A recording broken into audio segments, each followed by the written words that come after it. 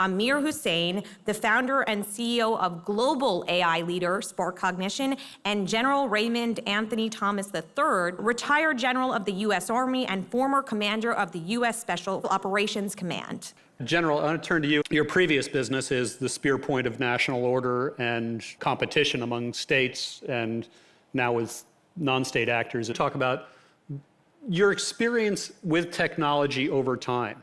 How do they take on something like AI? I guess one of the advantages that we have in special operations is that, and it certainly wasn't a requirement for me to spur innovation, initiative, and embracing new technology. In fact, the biggest challenge is to identify applicable technology that we can scale to the whole force, be interoperable, and then be agile enough to leap ahead to the next thing that's available. Certainly, the last 19 years of continuous combat has been a living laboratory of experimentation and adaptation.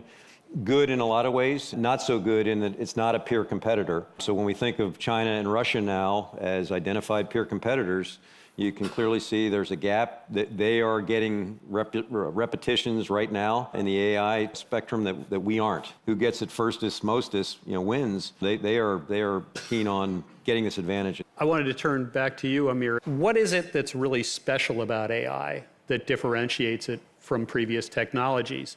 Yeah, and the easy answer to this question is to imagine a future state within which we have artificial general intelligence. And the very definition of that is that it's intelligence that's superior to human intelligence, and then I can give you all sorts of science fiction stories as to what happens after that. But the more practical way of taking this question is to say the artificial intelligence that we're selling, building, refining, deploying today, how does that represent improvement over, say, equivalent human processes? We worked with one of the largest aviation companies in the world to show that if there's a malfunction while on the runway and the aircraft is picking up speed, they have to decide whether to abort the takeoff or whether to continue and try and take flight and then come back and land. And that's a life and death decision.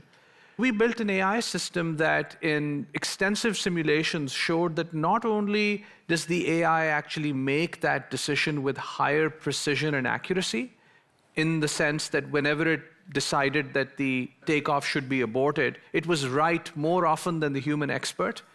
But on average, it was making those decisions 2 seconds prior to the best human experts, which means a lot of lives saved.